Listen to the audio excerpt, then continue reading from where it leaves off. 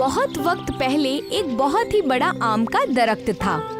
वहाँ एक मनु नाम का बच्चा उस आम के दरख्त पर खेलने आया करता था। आज मनु दरख्त पर बैठकर आम के फल खा रहा था। वाह भाई, ये फल तो बहुत ही बढ़िया है। दरख्त महाराज, आप ऐसे ही मीठे और रसीले आम तैयार किया कीजिए, मुझे ये बहुत पसंद है। अच्छा ठीक है, मैं तुम्हारे लिए ऐसा ही फल तैयार करता रहूंगा और फल खा लो बेटा। हाँ बिल्कुल, और ये टहनियाँ भी बहुत मजबूत हैं आपकी। आप तो काफी बड़े हैं दरख्त महाराज। मैं इस पृथ्वी पर बेहद वक्त से हूँ बेटा।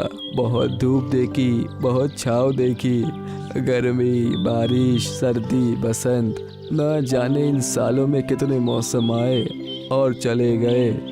आपने इतनी धूप सही और बारिश देखी, पर फिर भी आप हमसे बिना कुछ मांगे छाँव देते हैं।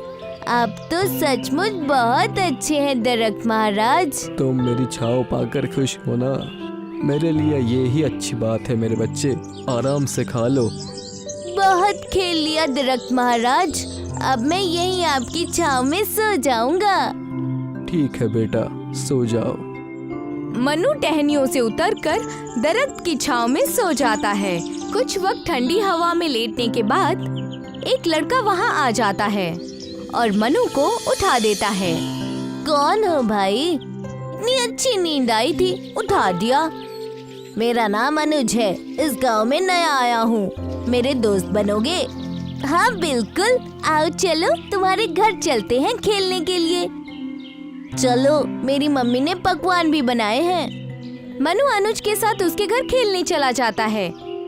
मनु दरख्त को बहुत प्यार करता था और दरख्त मनु को। देखते ही देखते वक्त बीत गया और अब मनु 6 से 12 साल का हो गया था और दरख्त के पास खेलने नहीं जाता था। एक दिन मनु दरख्त के पास आता है।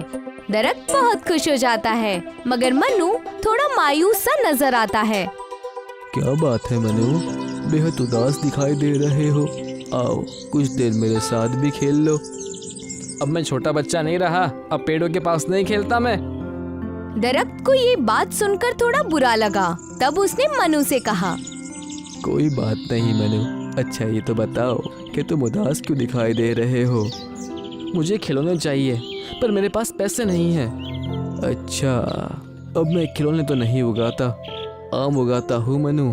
इसीलिए तो कहा आप रहने दो। लेकिन हाँ, तुम ये आम लो, इन्हें बेचकर तुम्हें पैसे मिल जाएंगे, फिर तुम खिलौने ले लेना। अब मेरे पास खिलौने आ जाएंगे। आपका शुक्रिया दरख्त जनाब।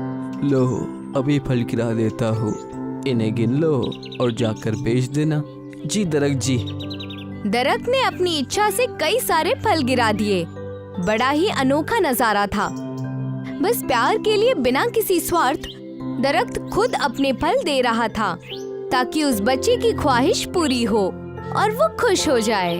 मनु ने सारे फल अपने कपड़ों में बांध लिए और कहा, अब मैं खूब खिलौने खरीदूंगा अपने फलों से। बस तुम खुश हो तो मैं भी खुश हूँ। ये कहकर मनु चला गया। उसने कई सारे खिलौने खरीदे। फल ले जाने के बाद कई साल बीत गए और मनु नहीं लौटा। दरख्त बहुत मायूस था।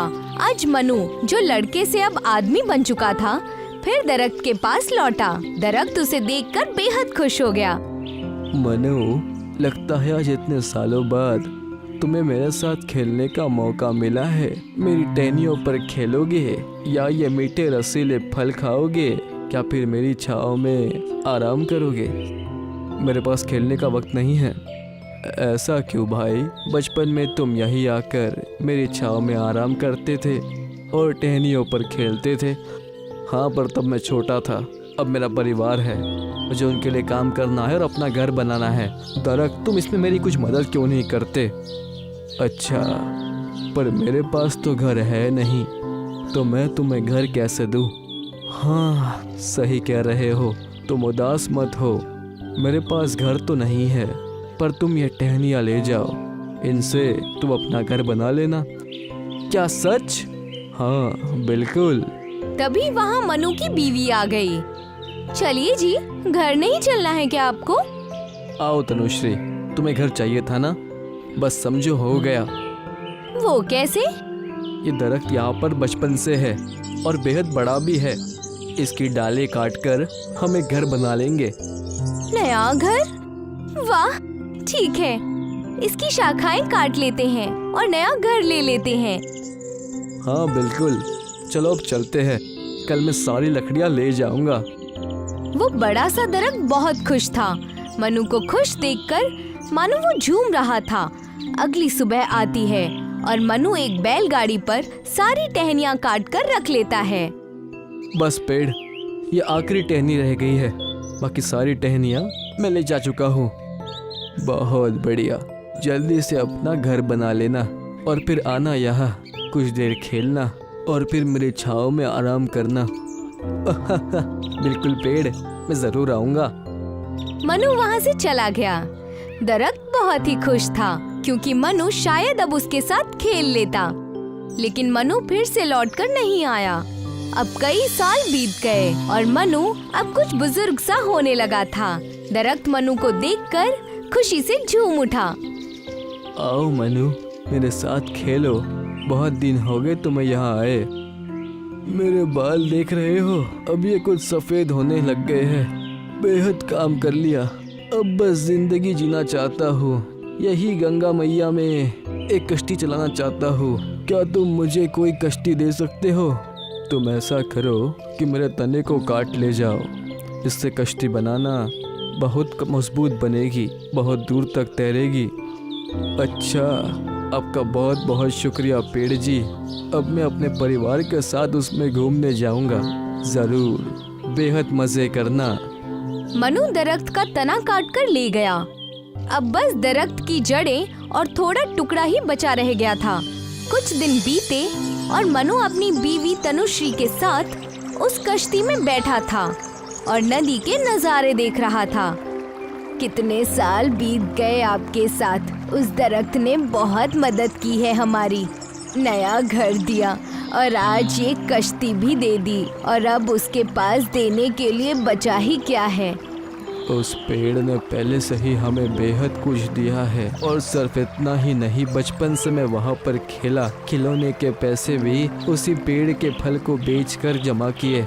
हाँ, बहुत मदद की है उसने। नहीं, तुम समझी नहीं तनुश्री। क्या नहीं समझी मैं, समझाइए ना। वो ये कि बात सिर्फ मदद करने की नहीं है, उसके प्यार की है। जब घर नहीं था तब टहनियाँ दे दी, जब कश्ती मांगी तो तना दे दिया, पैसे मांगे तो फल दे दिए। यानी जब कोई इंतज़ाम नहीं था अपने पास, उसने हर तरह का सहारा दिया। हाँ, अब मैं समझी, बहुत कीमती है वो। वो तो बिन मोल ही बिक गए मेरे लिए। कोई बात नहीं, कश्ती से घूमने के बाद वक्त मिलते ही वहाँ जाऊँगा। जी बिल्कुल। पर यही रोज के मसले हल नहीं हुए। मनु अपना वादा फिर भूल गया। कई साल बीत गए पर मनु आया ही नहीं और दरख्त की जड़ें भी अब बूढ़ी हो गई थीं। आखिरकार बुजुर्ग होने के बाद मनु वहाँ पर कांपते हुए हाथों के साथ आया। जब पेड़ था तब शायद मुझे थोड़ा और खेल लेना चाहिए था। तभी मानो मनु को दरख्त की आवाज सुनाई देने लगी। माफ करना बेटा, पर मेरे पास तुम्हें देने के लिए कुछ नहीं बचा। अब कोई आम नहीं है तुम्हारे लिए। कोई बात नहीं, मेरे पास खाने के लिए अब दांत भी नहीं है, ना मेरे पास अब टहनियाँ है, ना अब तना बचा है जिस पर तुम अब चढ़ सको। पेड़ पर चढ़ने के लिए मैं वैसे भी अब बेहद बूढ़ा हो चुका हूँ, मगर सच में अब मेरे पास तुम्हें देने के लिए वो शीतल छाया भी नहीं है। अब बस ये मेरी सूखती बूढ़ी जड़ें बची है। ये कहते हुए दरख्त की आंखों में आंसू आ गए। मुझे अब कुछ ज्यादा नहीं, बस आराम करने के लिए एक जगह चाहिए। इतने सालों के बाद मैं अब बेहद थक गया हूँ। बस यहाँ कुछ वक्त के लिए आराम करना चाहता हूँ। बुजुर्ग दरख्त मोहब्बत से भर गया और उसने खुशी से कहा, अच्छा है, पुरानी जड़ें आराम करने के लिए सबसे बेहतरीन जगह मानी जाती है। यहाँ तुम्हारी जिंदगी के सफर की थकान उतर जाएगी। ठीक है, मैं यहाँ लेट जाता हूँ। मनु वहाँ जाकर लेट गया और फिर उस गुजरे कल के दरख्त के पास उसने वो छाया पाई जो सूरज की धूप से नहीं बल्कि जिंदगी की धूप से बचाती है। ये कहानी सिर्फ दरख्त और मनु की नहीं बल्कि हम सब की है। दरख्त माता पिता की तरह निस्वार्थ होते हैं। जब इंसान की उम्र कम होती है तो वो मम्मी पापा से बहुत जुड़े होते हैं, मगर जैसे जैसे जिंदगी में नए लोग आते हैं वो कुछ दूरी बना लेते हैं और सिर्फ जरूरत पड़ने पर ही उनके पास आते हैं।